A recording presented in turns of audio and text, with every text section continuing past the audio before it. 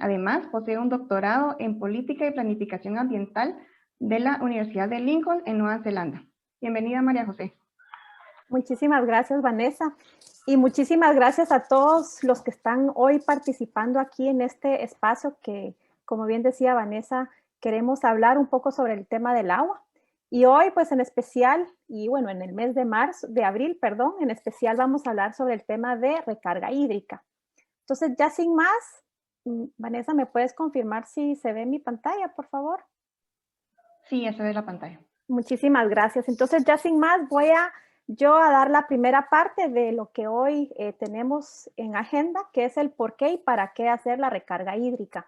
Entonces, yo les voy a explicar un poco del por qué es necesario ya hacer esfuerzos de recarga hídrica. Y antes de comenzar, quiero enseñarles algunas imágenes de lo que ha sido el crecimiento de nuestra región metropolitana de Guatemala. Esto es lo que se le denomina la mancha urbana y aquí tenemos un mapa extraído de Google Earth de 1990 y les voy a pedir por favor que puedan ver un punto en específico para que puedan ver cuál es este crecimiento a lo largo del tiempo.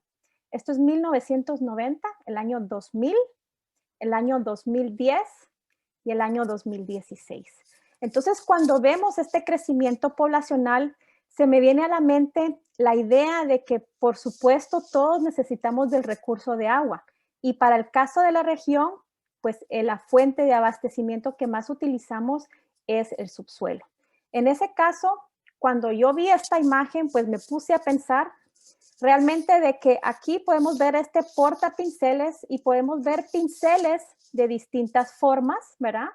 Pinceles delgados, pinceles medianos, de tamaño mediano, pinceles bastante grandes, pinceles que sin duda, y yo sin ser artista, han de tener distintos usos, ¿verdad? Pero sobre todo me pongo a pensar en el portapincel que tiene los agujeros medianos, obviamente para los pinceles medianos, pinceles pequeños, y los pinceles mayores, pues obviamente con aperturas mayores. Entonces, todo esto me pone a pensar que el portapincel se asemeja a lo que es nuestro subsuelo y todos estos agujeros a lo que vienen siendo los pozos que tenemos en la región.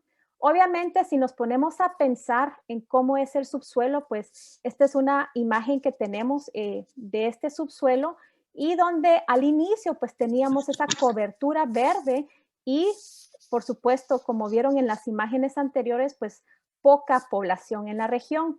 A medida que la región va creciendo, pues obviamente las necesidades y la demanda también crece. Aquí tenemos unos pozos mecánicos, ¿verdad? Y a medida que vamos creciendo, pues obviamente la demanda aumenta y es ahí donde empiezan a aparecer los pozos para abastecer a la población y a las demandas. Y es ahí donde poco a poco vamos ampliando todo lo que es el uso del subsuelo. Entonces, esta es una analogía que les quería comentar porque, por supuesto, todos estos pozos están en un mismo subsuelo, donde todos extraemos agua de la misma fuente, que es el acuífero.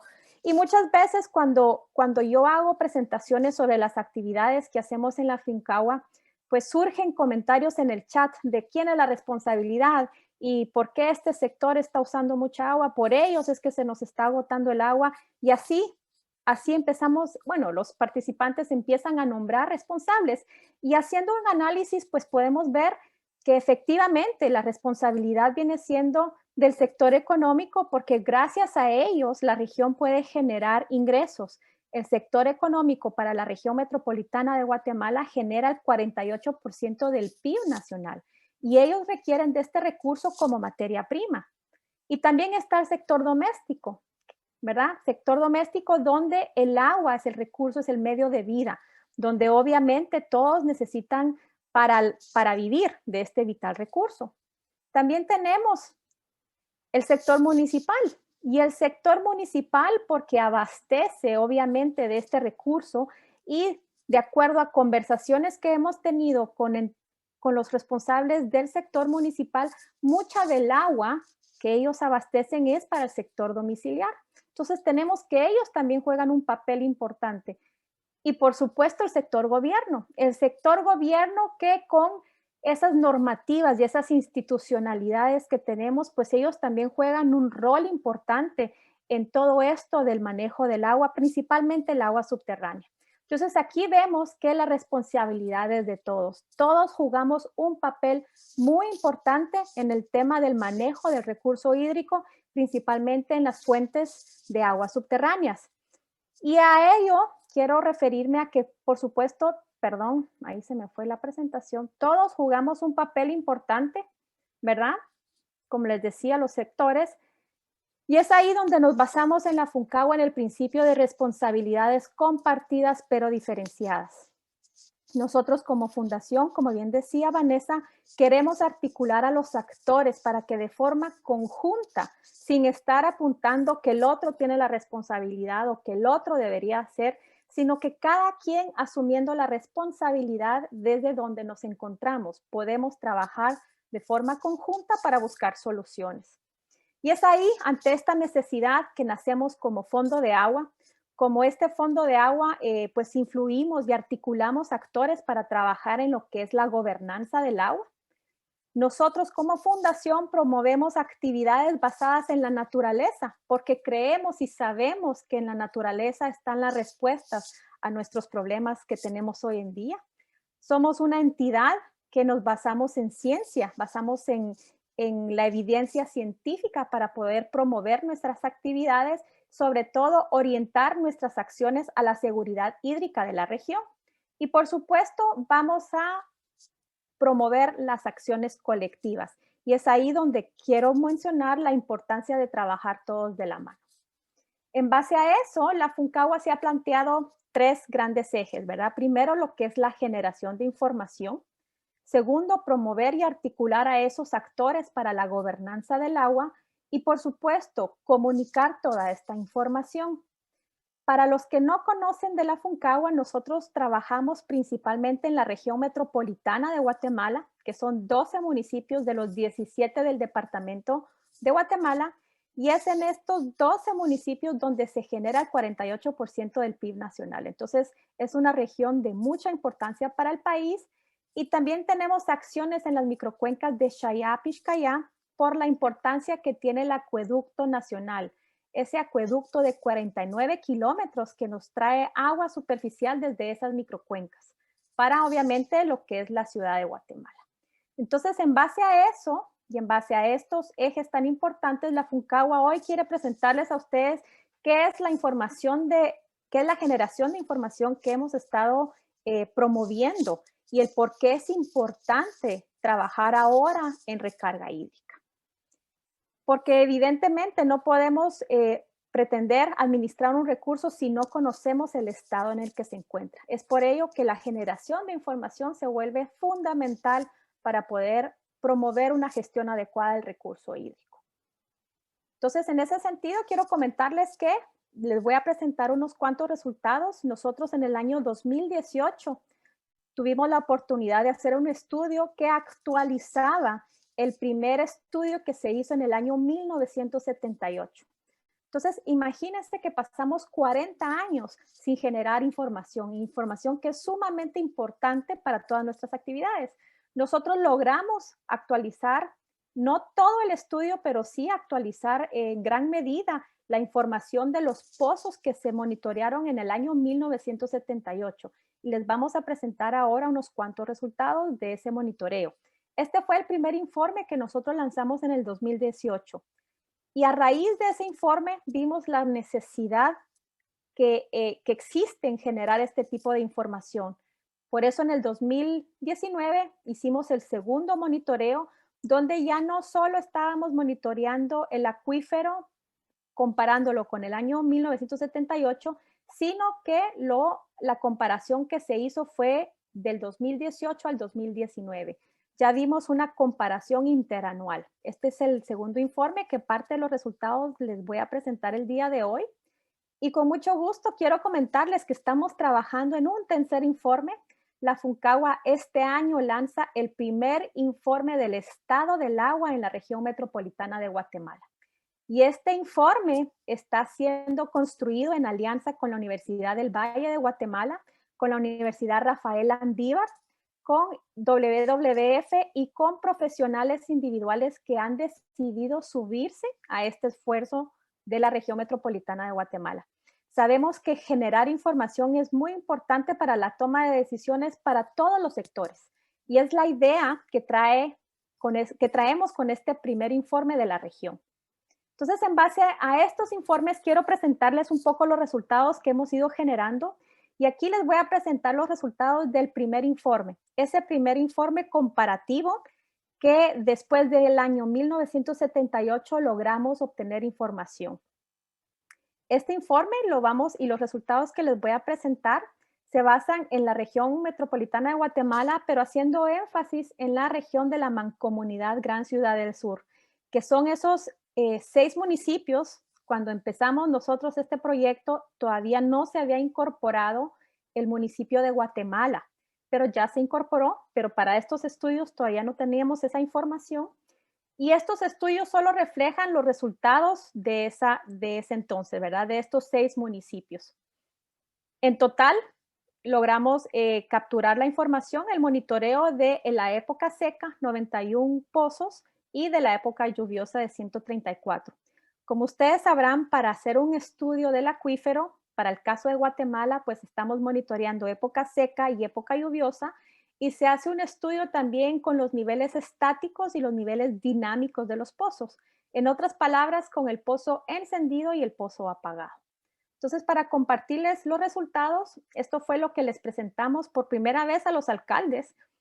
Tuvimos la oportunidad de poder hacer visible lo invisible, ¿verdad? El estado del acuífero en comparación con el estudio de 1978.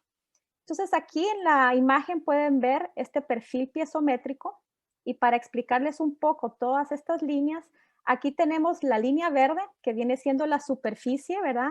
Para el caso de Santa Catarina Pinula, que está a una altitud de 1,600 metros sobre el nivel del mar, la línea verde refleja esa superficie del suelo. Luego la línea negra es la simbología del estudio del año 1978. La línea azul es el estudio realizado por nosotros, la Funcagua, el color azul fuerte y celeste, el nivel estático y el nivel dinámico. Y luego la línea roja que pueden observar es el fondo del pozo.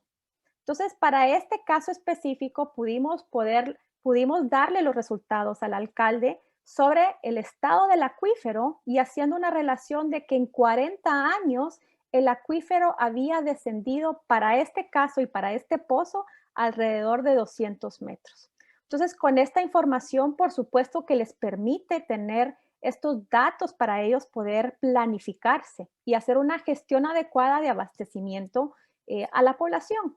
Aquí tenemos también el caso y cada uno de estos nombres que ven pues son pozos, ¿verdad? Pero aquí tomando estos 2 ejemplos tenemos el caso del Jordán, que aquí lo que se puede ver es que la línea azul pues ya está cerca de la roja, lo que significa que está muy pronto a llegar al fondo del pozo, ¿verdad? A quedar sin operación o sin funcionamiento este pozo en particular para este estudio. Entonces, siguiendo con los resultados, tenemos también el caso de Misco, que de todos los municipios de la mancomunidad, pues el caso de Misco es particular porque es el que más crecimiento poblacional ha tenido y por supuesto ese crecimiento poblacional pues requiere demanda del agua, ¿verdad? Es debido al crecimiento poblacional se aumenta la demanda por el agua y aquí podemos ver de igual forma la línea verde es la superficie del área de Misco, la línea negra es ese estudio realizado en 1978.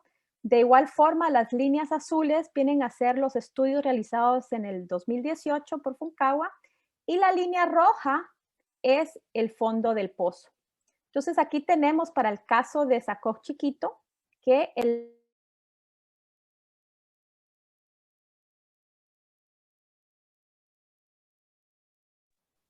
aquí está. Aquí tenemos que para el caso del acuífero descendió 400 metros. Entonces, este es el caso particular de este pozo. De igual forma, aquí para este pozo, de acuerdo a los datos obtenidos, también descendió alrededor de 400 metros a una razón de 10 metros por año, se podría decir. Y bueno, y tenemos aquí en general todos los pozos que hemos monitoreado para el caso de Misco y vemos que todos se acercan a la línea roja, lo que significa que para este caso es una alerta temprana para el municipio de Misco para comentarle que para los resultados del 2018, pues esos pozos están prontos a quedar fuera de funcionamiento. Fue el primer reporte que nosotros hicimos. En base a ese reporte, el segundo año, en el 2019, decidimos volver a hacer este estudio y como les comentaba, esta ya es una línea estratégica de la Funcagua, la generación de información. Y aquí tenemos nuevamente los municipios de la Mancomunidad Gran Ciudad del Sur. Para este año, para este segundo informe, hicimos un análisis comparativo interanual. Comparamos los resultados del 2018 con los resultados que estábamos obteniendo en el 2019. De igual forma, analizamos época seca y época lluviosa con sus niveles dinámico y estático. Entonces, aquí podemos ver estos resultados. En total, tenemos un promedio anual de 224 pozos monitoreados. Y yo les voy a presentar para este caso el resultado de este perfil que abarca los municipios de Misco, Villanueva y Amatitlán, el perfil 1. Y bueno, para estos resultados tenemos los niveles dinámicos. Para el caso, aquí tenemos, ya esta es otra forma de presentar los resultados. Tenemos información cualitativa y cuantitativa. Y aquí entonces vamos a ver la simbología de colores. Los colores verdes significa que el pozo o el agua, el acuífero dentro del pozo tuvo un aumento que se puede observar de color verde. Y luego color amarillo, color café o naranja, color morado y color rojo significan descensos. Y el más crítico es el color rojo, que significan descensos mayores a 10 metros. Entonces podemos ver aquí el perfil. El color celeste viene siendo el monitoreo del 2018. El color como rosado lo veo yo. Si ustedes lo ven de otro color, pues está bien. Pero aquí el color como rosado es el monitoreo que realizamos en el 2019. Entonces, para el caso específico de este perfil y para el caso específico del nivel dinámico en la época seca, tenemos este resultado. Tenemos que hubo un aumento en estos pozos, en estos 3 pozos, pero luego también hubo descensos en los siguientes pozos. Y aquí está, del otro lado, lo que es esa variación en números, ¿verdad? Esa cuantificación. Tenemos aquí el nivel dinámico de la época lluviosa donde se ven estos descensos, color rojo, y luego vemos estos aumentos. Entonces, esta gráfica es lo que representa esta tabla.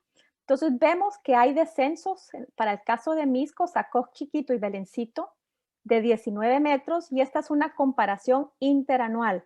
Entonces, aquí los datos que estamos viendo, este descenso del acuífero es de un año.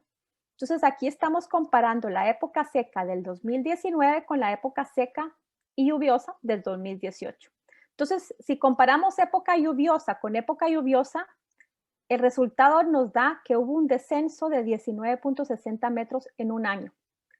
Tenemos datos de 65 metros en un año. Entonces, si ya nos ponemos a pensar estos descensos, pues ya obviamente son datos que preocupan. Y si vemos la relación con lo positivo, porque vemos que hay puntos verdes, también podemos sacar en conclusión que el aumento no es tan significativo como el descenso, lo que obviamente también nos brinda una alerta. Y este es el caso específico para el municipio de Misco, donde podemos ver de igual forma la simbología de colores. Los colores verdes son aumentos y los colores rojo, amarillo, café son esos descensos. Y aquí en la tabla pues ya podemos ver esa valoración. Vemos descensos de 19 metros, que fue lo que vimos anteriormente. Vemos descensos de 14,45. Vemos descensos de 16. Y aquí hay un dato interesante y preocupante al mismo tiempo, porque vemos que en este pozo hay un descenso interanual, época lluviosa del 2019 con época lluviosa del 2018, pero también durante el mismo año, 6 meses después, hay un descenso de 42 metros. Eso significa que efectivamente estamos haciendo una sobreexplotación del recurso del subsuelo. Entonces, esto es un poco el por qué. De acuerdo a estos datos que hemos sacado en la FUNCAGUA, y realmente, pues aquí quiero agradecerle a Luis Varales, que él es quien es del equipo de la FUNCAGUA, quien se va a trabajar a estos municipios en la época seca y en la época lluviosa, a sacar estos monitoreos, pues gracias a él tenemos estos resultados por parte de la FUNCAGUA. Y datos interesantes del segundo reporte es que más del 90% de los pozos monitoreados trabajan 24/7. Y aquí nuevamente quiero hacer énfasis que estos pozos son los pozos municipales y que en su mayoría los pozos municipales abastecen al sector domiciliar, ¿sí? Entonces, obviamente todos a los que les llega agua requieren agua las 24 horas del día, los 7 días de la semana. Y aquí era lo que les decía, tenemos conversaciones personales, ¿verdad? Con los técnicos con los que se visitan, que los pozos municipales abastecen en su mayoría al sector domiciliar. Para el informe de este año queremos ya sacar esa estadística de cuál es el porcentaje de abastecimiento a cada sector por parte de los municipios, de las municipalidades. Y a nivel de la región metropolitana de Guatemala, el 58% de los 135 pozos que hemos estado monitoreando en la FUNCAGUA presentan descensos. Y a nivel de la región metropolitana de Guatemala, para el nivel estático parcial, el 74% de los 135 pozos que monitoreamos presentan descensos también. Entonces vemos que son datos preocupantes. Vemos que el acuífero, el común denominador es un descenso. Y ahora como tercer informe, que es parte de la información que les comentaba que va a estar en este informe que estamos construyendo ahorita con las universidades, WWF y otros actores, pues queremos presentarles estos resultados.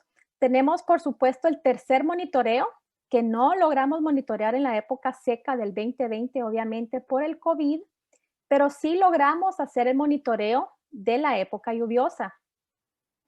Y aquí lo interesante y lo preocupante es que aquí en la época lluviosa ya logramos tener resultados, que parte de ellos se los voy a mostrar, donde obviamente el nivel domiciliar, el consumo aumentó, porque debido a la pandemia, pues todos nos fuimos a los hogares a trabajar, a vivir, y el consumo aumentó. Entonces, si ya de por sí el abastecimiento por parte de los pozos municipales es al sector domiciliar y es donde vemos los resultados que estamos viendo ahorita, obviamente el consumo dentro de los hogares aumentó, ¿verdad? Y parte de los resultados que les voy a mostrar aquí es esto.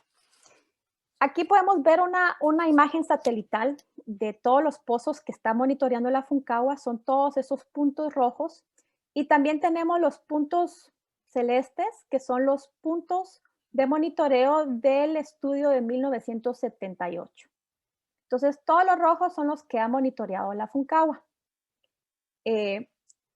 Para este tercer informe tenemos ahorita los datos preliminares que les podemos compartir, es que de los 76 pozos monitoreados, 54 presentan descenso. Esto es para el caso de Misco, lo que significa que el 72% de los pozos que estamos monitoreando la FUNCAGUA hay un descenso. También para el caso de Santa Catarina Pinula, de los 24 pozos que se están monitoreando, 14 presentan un descenso, lo que significa que el 61% de los pozos que estamos monitoreando tienen ese descenso.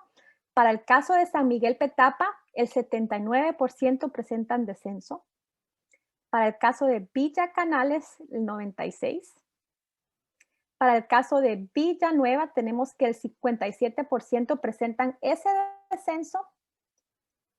Y en total podríamos decir que de los 150 pozos monitoreados, 122 presentan descenso, haciendo un total de 81 pozos, 81% de pozos en descenso. Si se dan cuenta, el tema del acuífero es un tema que sí le tenemos que poner atención, y esa es la idea de hacer este tipo de espacios para que podamos platicar de acciones que se pueden proponer para el manejo del acuífero. Y aquí les presento otra imagen donde pusimos al azar con el equipo de FUNCAGUA todos esos puntos blancos que vienen a ser todo ese otro universo de pozos privados que hay, de los cuales no tenemos información. Y que es importante tener esa información para poder tomar las decisiones correctas de cómo debemos de manejar el acuífero.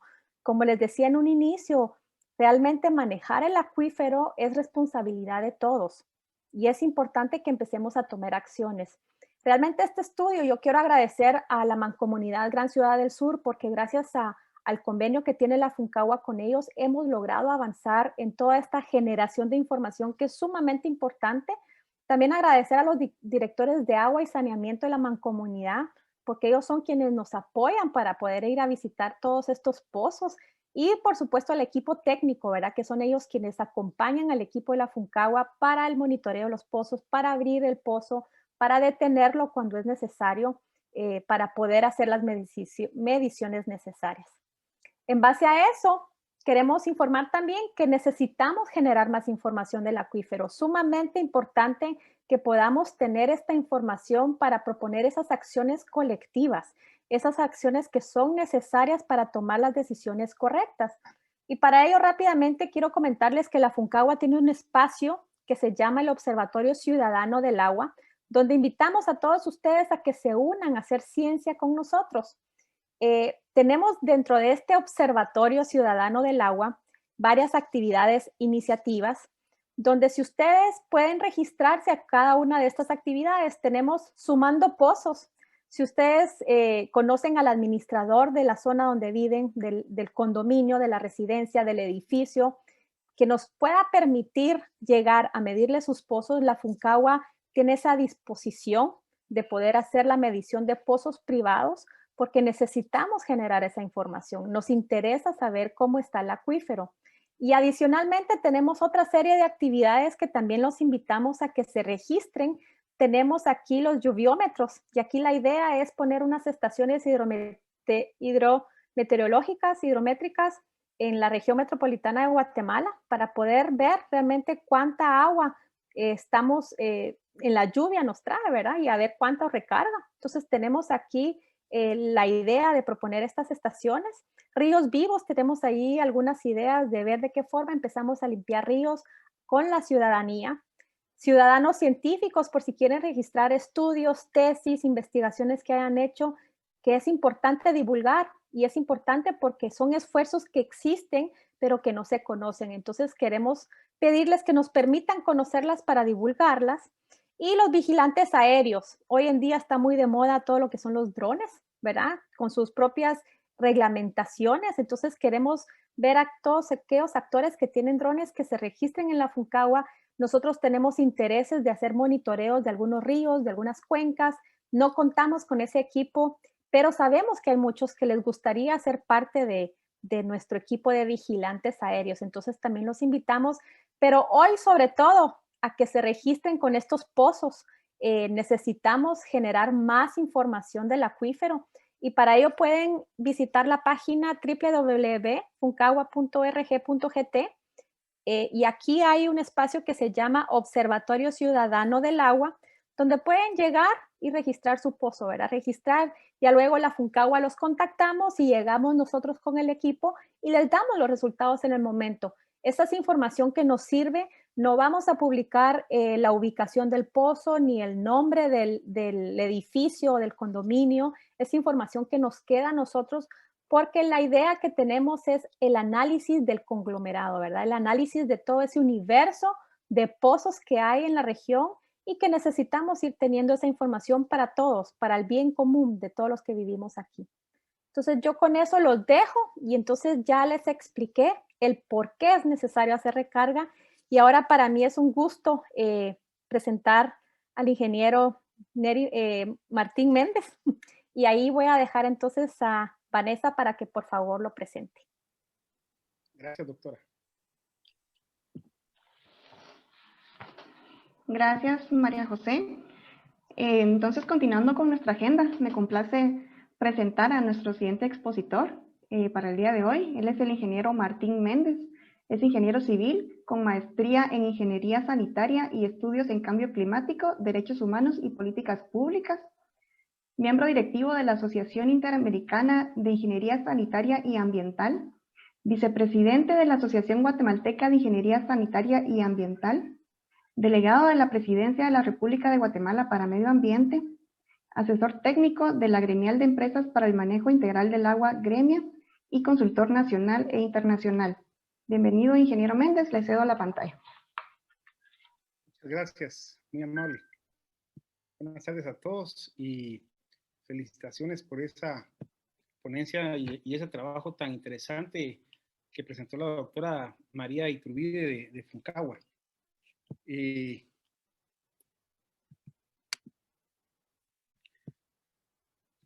Sí se logra apreciar bien ahí la presentación. Sí, ya vemos su presentación, ingeniero. Bueno, muchas gracias por la invitación. A nosotros nos tocó hablar sobre la recarga hídrica. ¿Para qué? ¿Para qué la recarga hídrica? Bueno, después de ver la presentación de Funcagua y este trabajo tan interesante y tan valioso, sobre todo para la toma de decisiones de planificación de una buena gestión hídrica, tenemos que, yo creo que es un poco de razonamiento lógico para qué la recarga hídrica, ¿verdad? Si nos estamos dando cuenta de la situación en la que estamos actualmente en el sector de agua potable y saneamiento. Un poco de contexto a nivel mundial. Actualmente tenemos 2.100 millones de personas que carecen de agua potable en el hogar y más del doble no disponen de saneamiento seguro. 3 de cada 10 personas carecen de un acceso a agua potable. 6 de cada 10 personas, aproximadamente 4.500 millones de personas, carecen de un sistema de saneamiento seguro. Esto de acuerdo al programa de monitoreo conjunto del año 2017. Y se estima que en 90 países el progreso hacia el saneamiento es demasiado lento, lo que significa que sus habitantes pues no alcanzarán la cobertura universal para el 2030 de acuerdo a los objetivos de desarrollo sostenible que tenemos compromiso los países de poder alcanzar. De acuerdo al Informe Mundial de Naciones Unidas sobre el Desarrollo de los Recursos Hídricos 2020, que habla sobre el agua y el cambio climático, es sumamente preocupante cómo el clima está en constante cambio. Y esto pues origina que el mundo esté en peligro en relación a los recursos hídricos. Alrededor de 4.000 millones de personas experimentan actualmente una grave escasez física de agua, por lo menos un mes al año, situación que se agrava por el cambio climático. Y a medida que el planeta se va calentando, va aumentando la temperatura, el agua se ha convertido en una de las principales formas de cómo nosotros experimentamos ese cambio climático. Ya vimos ahorita en la presentación cómo se están comportando los acuíferos, no digamos las aguas superficiales, que presentan también grandes problemas. Entonces, me gustaría definir dos temas importantes sobre la recarga hídrica. El acuífero, pues es una formación geológica entre una o más capas de rocas, ¿verdad? Situada en una zona saturada, que es capaz de almacenar y transmitir agua en cantidades importantes. Y la recarga hídrica forma parte de este proceso hidrológico. Se genera tras la infiltración y la escorrentía subterránea.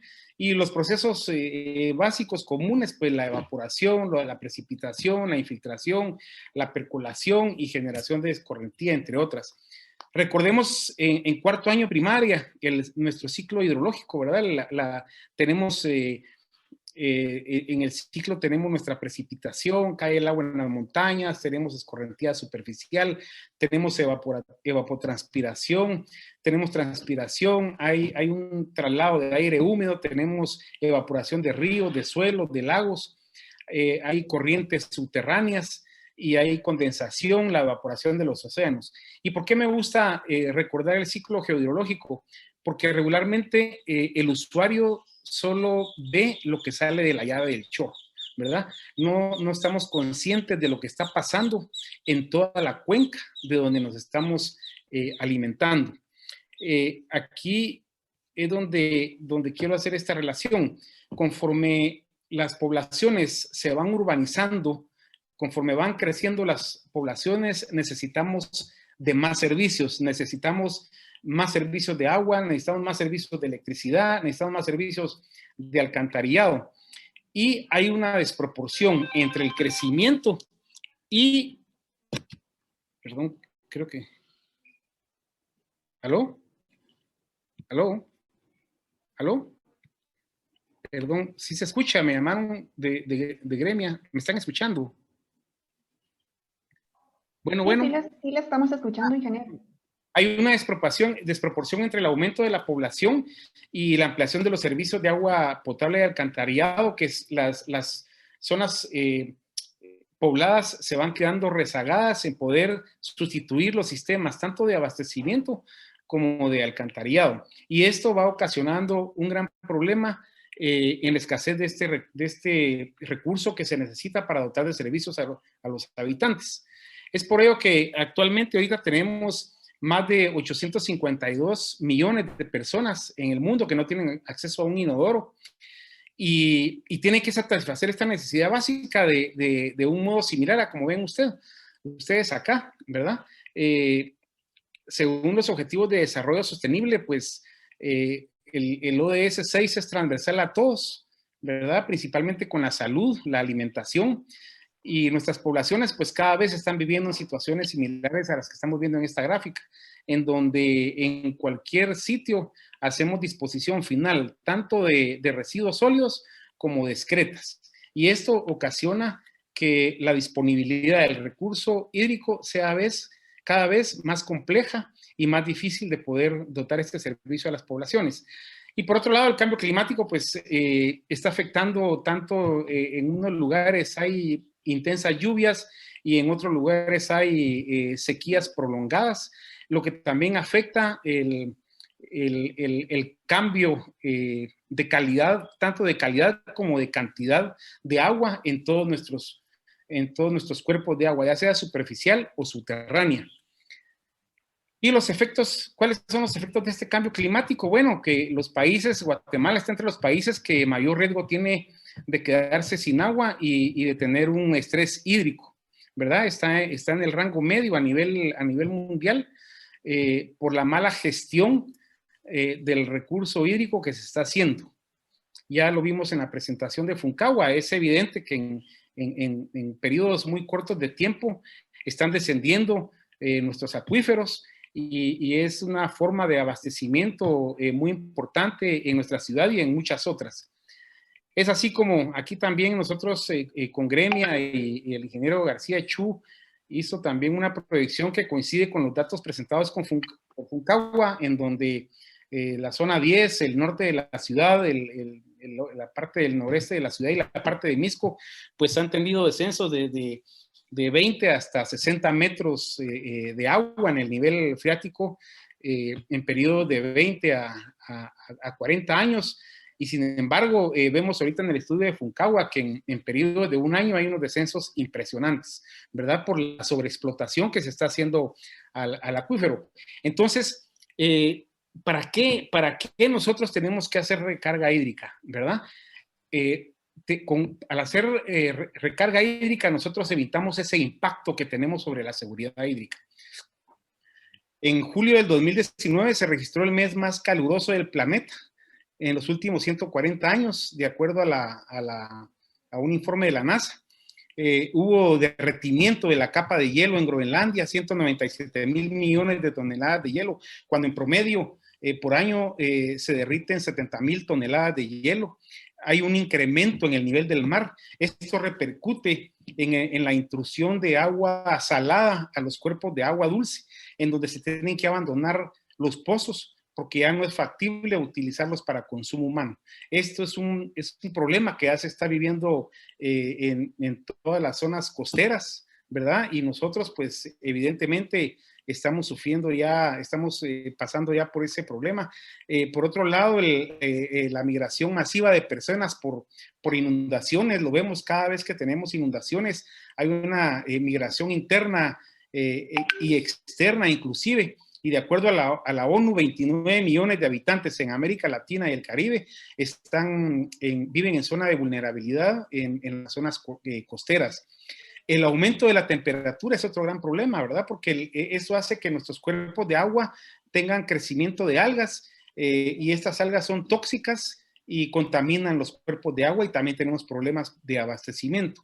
Las lluvias intensas en algunas regiones en donde no se tenían lluvias y por otro lado sequías prolongadas en donde no se tenía este problema, ocasionan que los almacenamientos y los embalses se vean seriamente afectados, ¿verdad?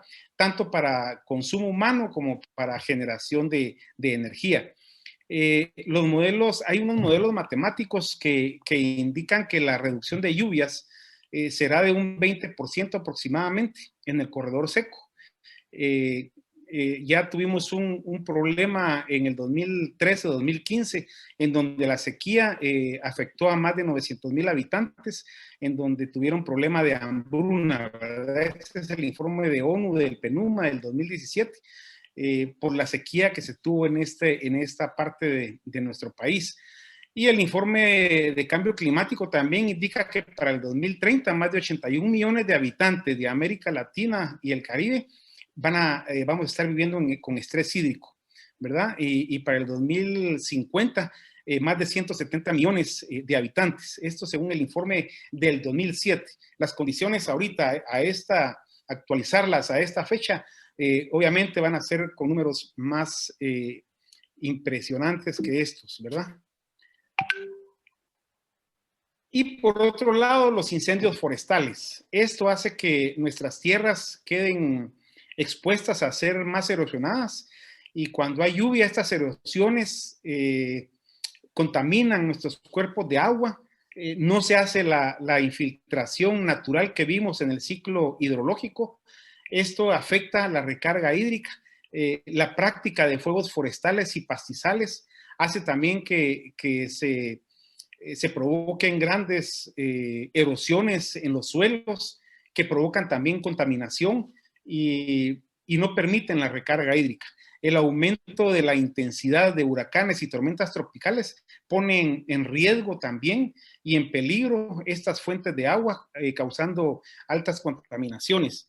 Y por otro lado, los países de América y el Caribe están muy expuestos y vulnerables a huracanes y tormentas tropicales, como lo hemos vivido en México, Centroamérica, excepto Panamá y Costa Rica y las Antillas caribeñas, sufrirán un impacto en la calidad del agua, ¿verdad? Tanto para el agua de consumo como para el agua que se utiliza para otros usos como para riego y para energía, generación de energía en las plantas hidroeléctricas y termoeléctricas. Los acuíferos de las Antillas caribeñas de Centroamérica y de los países del norte de Sudamérica también ya están sobreexplotados, ¿verdad? Aquí este es un informe también que se realizó en el 2013 para América Latina y el Caribe por el PNUMA. Y estamos haciendo realmente poco para que esto no siga en avance. Entonces, ¿qué necesitamos hacer? ¿Para qué la recarga hídrica? Bueno, necesitamos aprovechar las aguas residuales. Las aguas residuales no son un problema, las aguas residuales son una solución a nuestros acuíferos. Podemos, mediante un tratamiento adecuado, poder hacer recargas de acuíferos. Obviamente tenemos que utilizar tecnología. Hay mucha oposición a la utilización de tecnología. La tecnología da la solución a los problemas que son más caros resolverlos cuando ya estamos presentando las condiciones que actualmente vivimos en nuestro país y en otros países de América. El aprovechamiento de las aguas de lluvia, nuestros antepasados, los romanos, los griegos, los mayas, los aztecas, y en fin, nuestros antepasados de varios países de América, desde hace miles de años utilizaban las aguas de lluvia para aprovechamiento, para conservación y para protección y para riego también. Necesitamos hacer cambios en los patrones de consumo. No podemos continuar con esos patrones de consumo que tenemos actualmente. necesitamos utilizar tecnología. Si no utilizamos tecnología, no va a ser posible poder cambiar la forma en que estamos explotando nuestros recursos naturales. Claro, la tecnología por sí sola no funciona. Todo requiere de operación y mantenimiento, ¿verdad?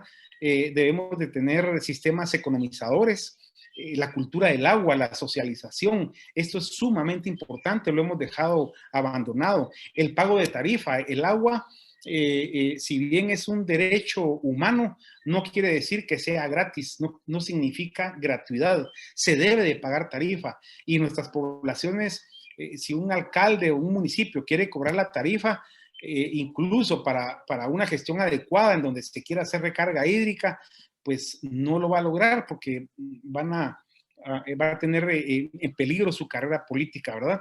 Entonces, no tenemos ley de aguas, no tenemos regulaciones, necesitamos estos instrumentos jurídicos, políticas públicas que nos ayuden a poder planificar y a poder realizar una gestión integrada adecuada como debe de manejarse. Entonces, y para la recarga hídrica, pues necesitamos hacer obras de recarga hídrica. Tenemos ejemplos en Estados Unidos, en Arizona, en Puerto Rico, en Brasil, en México, sin ir muy lejos, en donde ya se está haciendo recarga hídrica, donde hay proyectos de Estado, proyectos políticos incluidos en legislaciones para hacer recarga hídrica.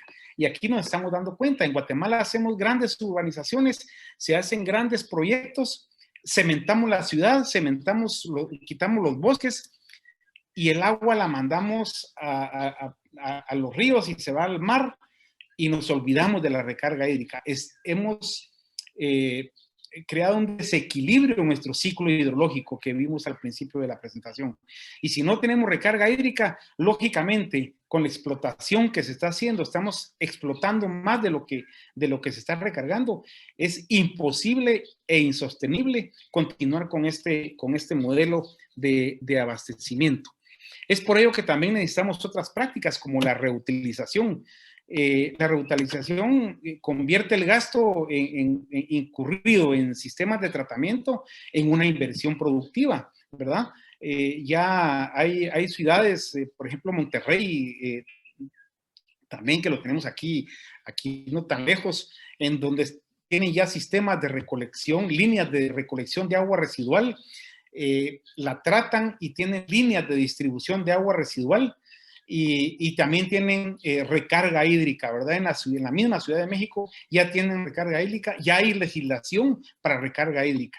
Entonces, todo esto en la utilización del agua industrial, municipal, agrícola, para zonas de riego, ornamental, forestal, es decir, la parte turística, por ejemplo, la recuperación de los cuerpos de agua para consumo humano, conservación, riego deportivo y otros. Es por eso que necesitamos también cambiar esa modalidad para poder cumplir con los objetivos de desarrollo sostenible que nosotros estamos comprometidos a poder cumplir estos objetivos, y el objetivo 6, que es agua potable y saneamiento, que es transversal a todos los objetivos de desarrollo, pero que si no se cumple difícilmente se van a cumplir los demás objetivos.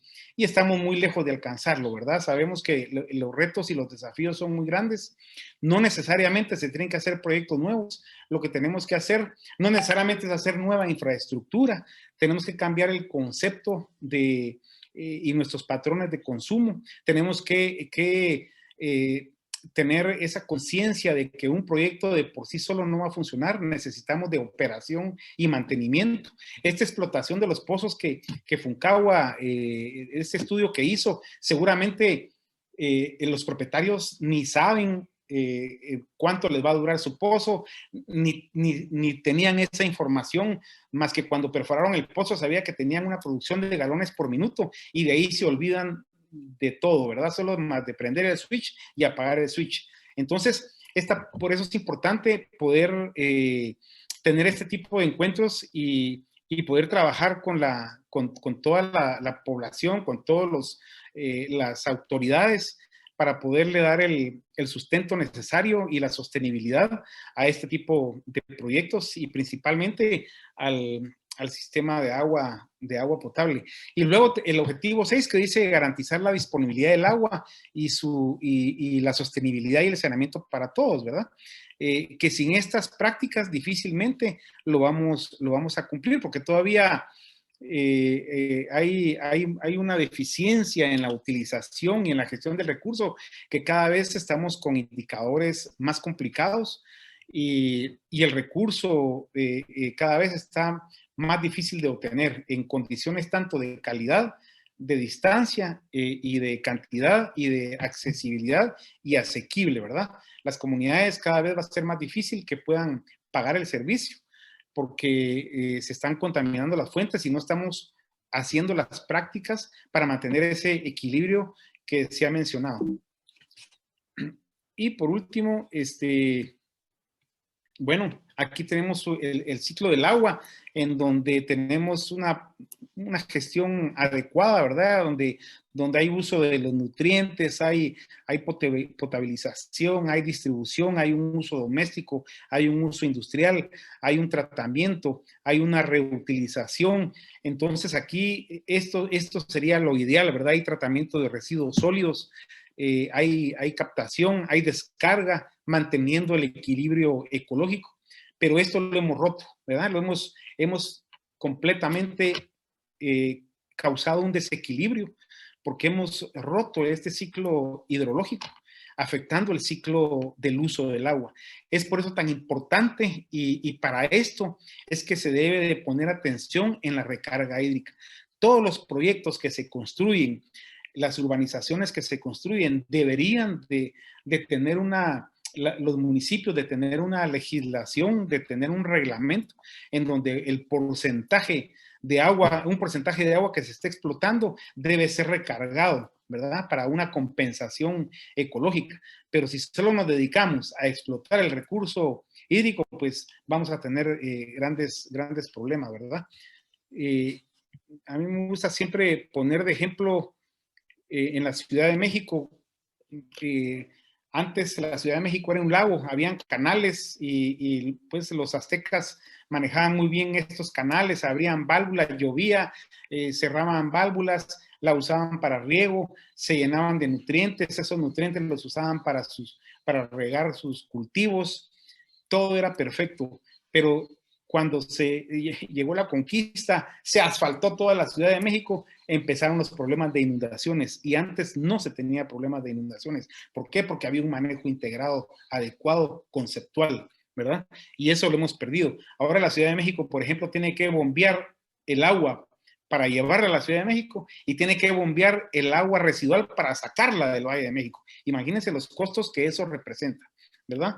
Entonces, nosotros necesitamos cumplir con ese compromiso que tenemos, ¿verdad? Con todos los indicadores del agua potable, el saneamiento, la calidad del agua residual que van a recibir nuestros cuerpos de agua, la escasez del agua, ¿verdad? Un buen manejo de la escasez del agua y tener una buena gestión del recurso hídrico para tener un buen manejo de los ecosistemas, ¿verdad? Y todo esto requiere de cooperación y participación intersectorial.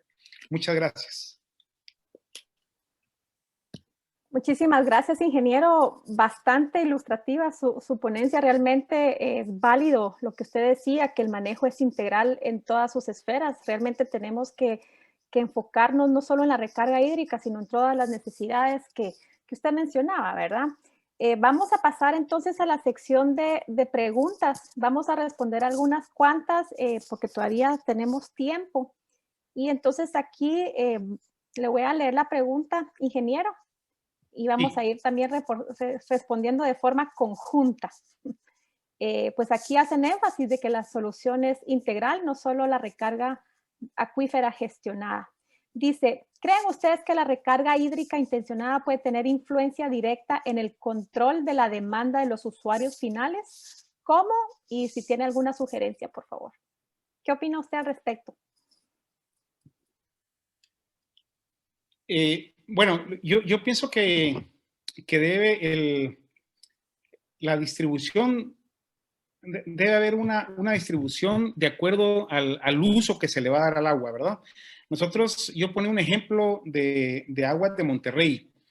En Monterrey, el estado de Monterrey da un tratamiento al agua de toda la industria mediante una red de captación y obviamente les cobra por metro cúbico tratado. De igual manera les vende el metro cúbico tratado para reuso, ¿verdad? Se debe de tener ese control.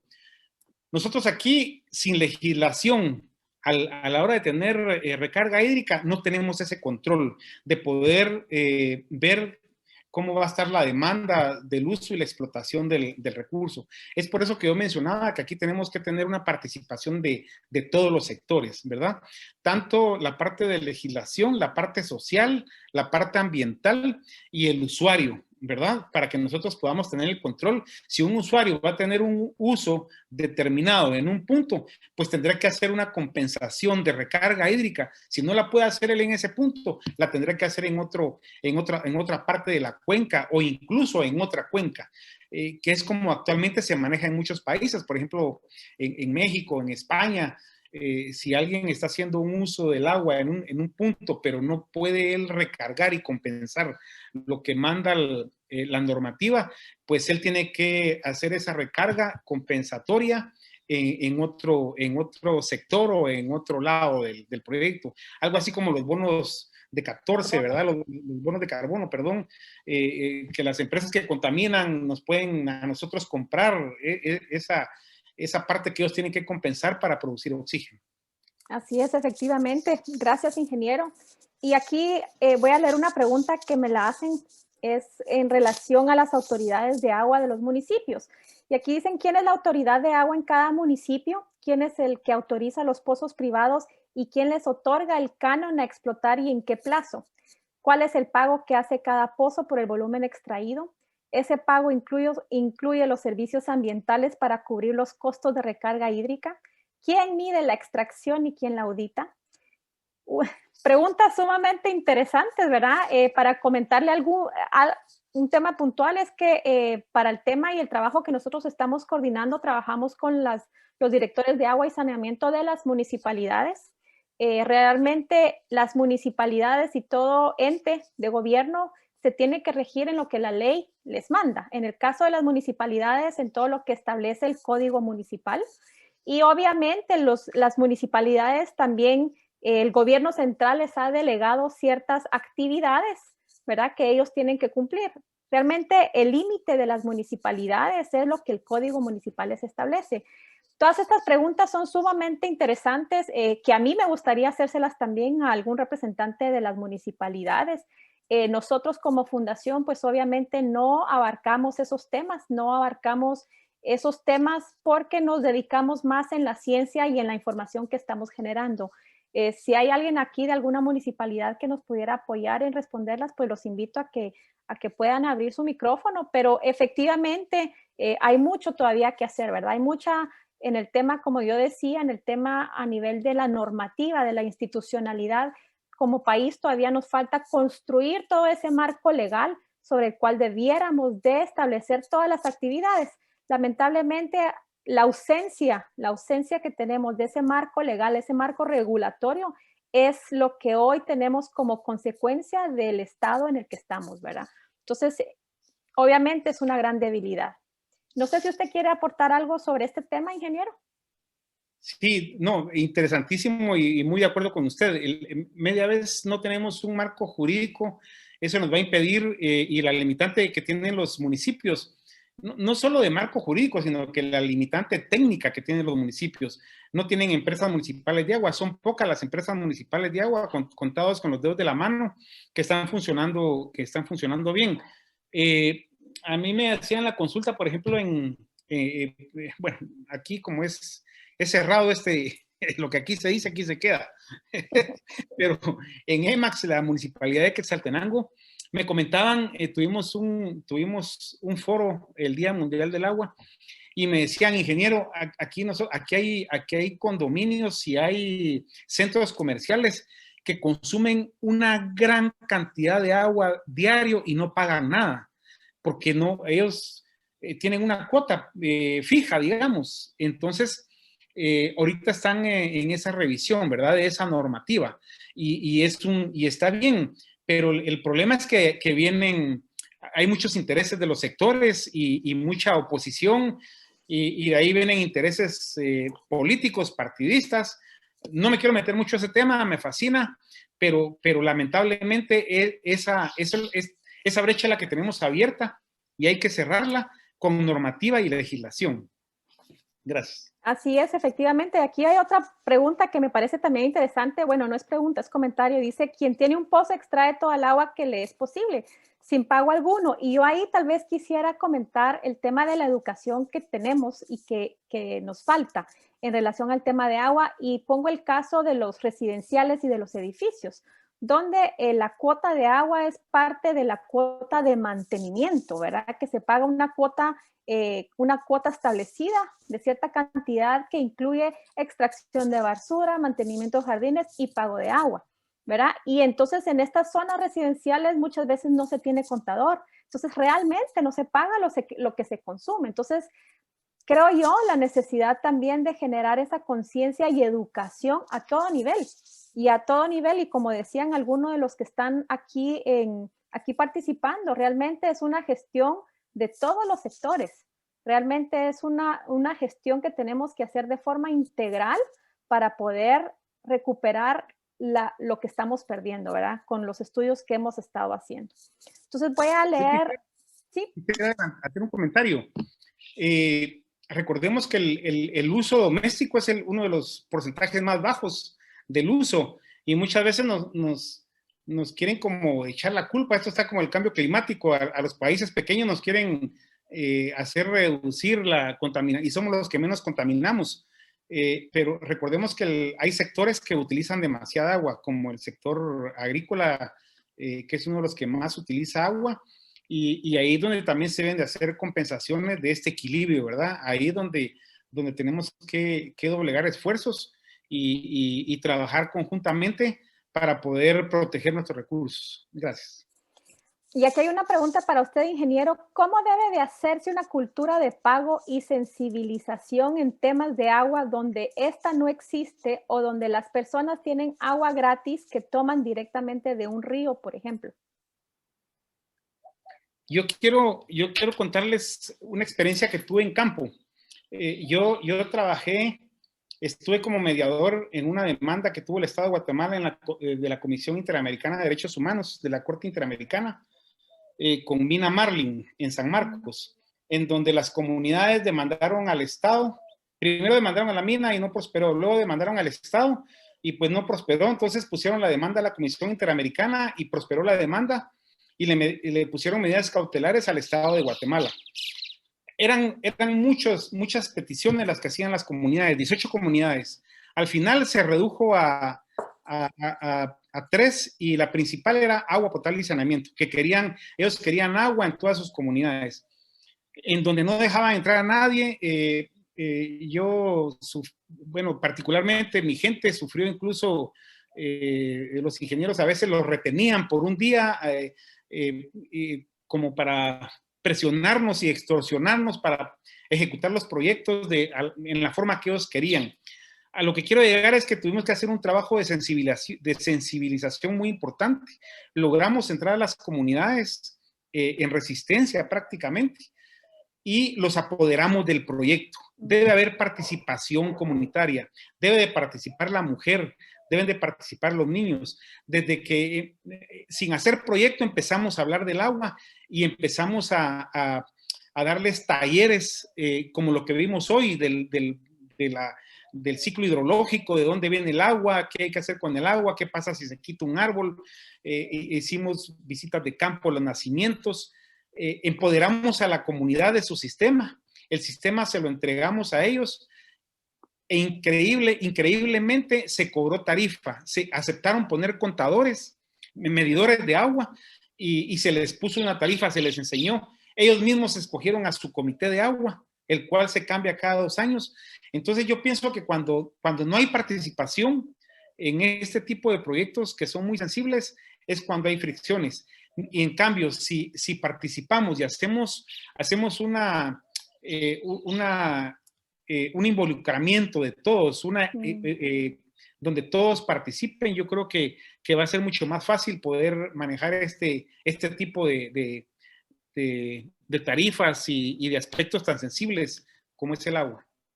Y efectivamente, ingeniero, parte de lo que queremos nosotros como fundación es poner al conocimiento de la sociedad de cómo está el acuífero, porque efectivamente consideramos que todos somos parte de la solución, ¿verdad? Todos desde donde estamos sentados somos parte de la solución.